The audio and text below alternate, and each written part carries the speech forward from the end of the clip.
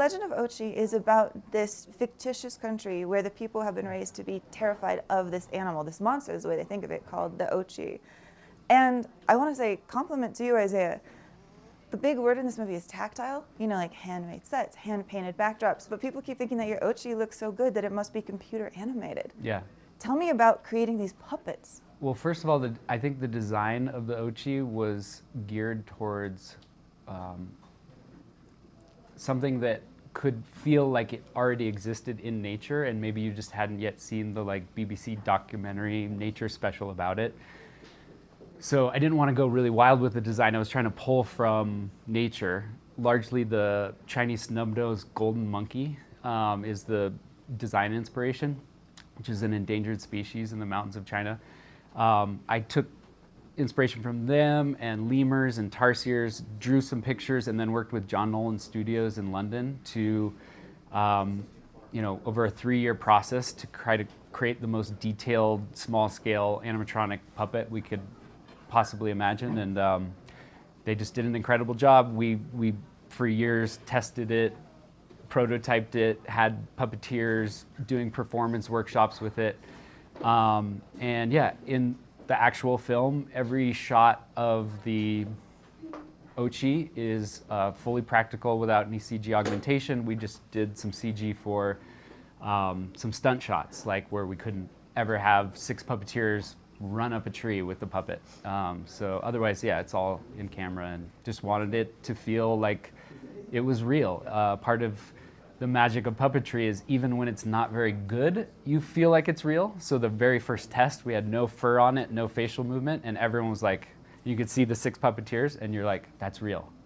You just accept it, you know? And I think that's because puppetry is such an ancient art. It's like we've been making shadows on a cave wall, and we've been accepting the hand of a person in another creature for so many thousands of years. So Finn, when you would see the puppet on set, and what, like 3 puppeteers behind it, how is it for an actor to get in that headspace where you're only looking at the animal and not the people operating? Yeah, I mean, I've been lucky enough to work with a lot of practical effects, but you know, also I've been on things where I'm just acting with a tennis ball a lot of the time, and that I've become, and I'm fine with that.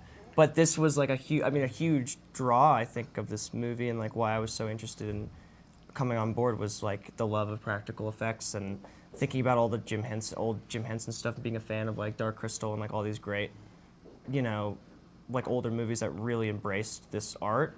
I think, you know, I was incredibly inspired to just be a part of a project like this. So yeah, I remember seeing the the Ochi blink at me for the first time and going like the sheen of the eyes, and like you could really feel, you really could feel that it was like a living, breathing thing. And I think like it makes your job easier, I think, as like an actor.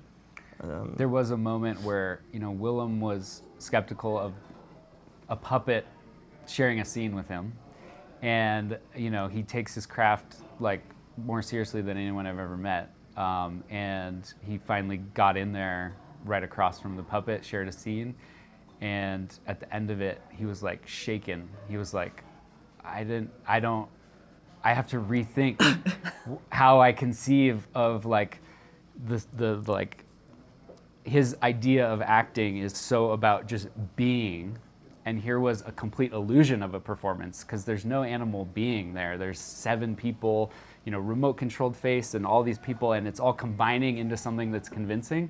And it was he was like shook by it. He was like, wait, like, you tripped him out. This should be shit. yeah. But it wasn't, yeah. So, well, let's keep talking behind the back of Willem Dafoe because he's not here. Sure. Like, Finn, you have a lot of scenes against him where he's playing this sort of Boy Scout troop leader of doom, the person who's very, very much against the Ochi. How was it playing scenes against him on a scale of like fun to intimidating when he's in full rampage mode? I mean, I tried like from the beginning. I mean, you know, it very easily I think the whole time I could have been super intimidated, and definitely at first I was intimidated. I mean, he's like one of the greatest actors like ever, and I think I grew up watching him obviously, so and his performances are so like powerful. So I definitely was intimidated, and then kind of tried just talking to him as as much as I could, out of character and stuff like that. When we were both out of character, and getting to know him a little bit was really great. But yeah, no, he's like such a commanding presence and unbelievable. He's just he's a real craftsman, I think. And to be able to share scenes with him is definitely intimidating, and I think it helped a lot because my character is supposed to be intimidated by him, and sort of has this little arc where, I won't spoil it, but he has sort of, he has some nice scenes with him, and I think there's some conflict between them, which I was really happy to play. And then I want to talk a little bit more about this fictitious culture and country that you guys have created together. One of my favorite moments is you have a scene where Helena, your star of the film, Helena Zenko, she and the Ochi go inside a grocery store. And this grocery store world that you have created, this country that you've created, the things on the shelves, the Ukrainian pop, I think it was, on the soundtrack. How realistic did you want this country to feel?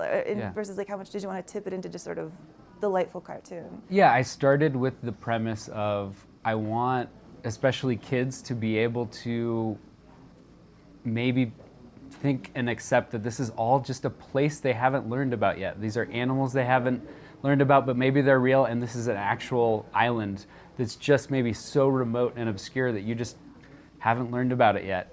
Because even as adults, we're always learning about new places and weird new natural phenomenon. So crafting the island of Carpathia, it was about can we convince people this is a real place?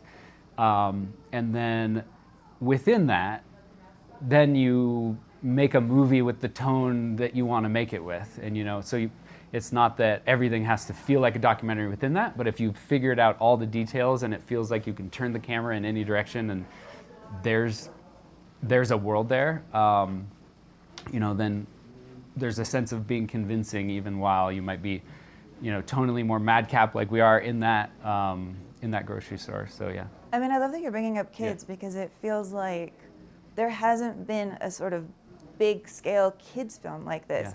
I had one every week when I was a kid. Yeah. I feel like I took it for granted, and now now there seems sort of to be a dearth, an appetite. Yeah. Tell me about this audience that you want to give something like this to.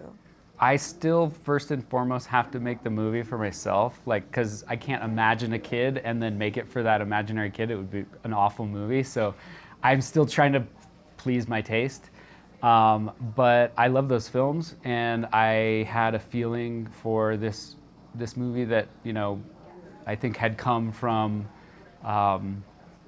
the movies I grew up with, but also I didn't see E.T. until I was 25, and it just struck me as a piece of incredible filmmaking. It felt like a European art film that just happened to appeal to everyone.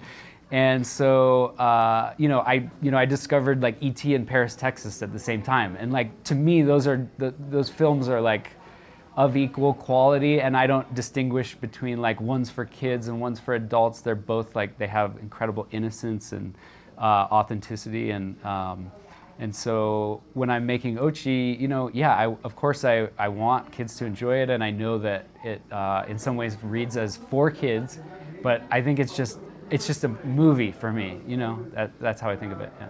Wait, what were you doing before 25 that you didn't get to eat? Well, that we have to bring my parents out here and give them a reckoning. Because talking to? No, yeah, I mean, it was, my upbringing with films were very spotty. So my dad took me to 2001: A Space Odyssey at the Castro Theater in San Francisco when I was 12 years old, see it in 70 millimeter, and that was the first time I'd seen a person in an ape suit, and I was just absolutely overwhelmed and mesmerized and obsessed. And when the cut from the bone to the spacecraft happened, I was like, no, I want to stay with the apes. They were amazing. Let's stick with them. I was totally into their story and the wordlessness of it, and so I think that was probably the setting of my taste. And at that point, you don't need E.T. if you've already seen 2001. So, I mean, this film says a lot about fear, about how much power fear can have with a people, which is very true for the characters in this world, and also I think really true in reality right now. I mean, what do you want this film to say about how we can take away some of the power that fear has? Yeah. Oh man. That's for you, baby. Yeah.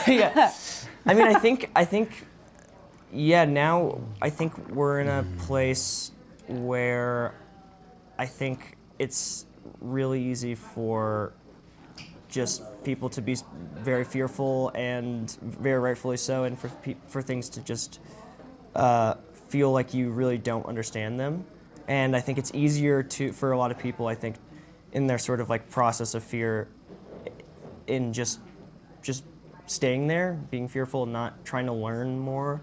And like, what I love about this movie is that it's like you really go through this arc and like learn about these beautiful, misunderstood creatures. And you know, I think it's like it's an important story of just like trying to, you know, just search inside yourself a little more and try to find some, you know, solace and trying to understand these creatures. Before we go, I just want to acknowledge really fast.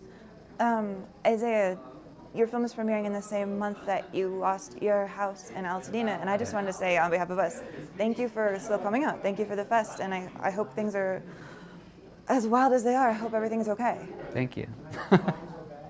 Appreciate that. Yeah, there's almost nothing to say about what's going on in LA right now other than Altadena forever, and it's the best town I've ever lived in, and I hope to help rebuild it.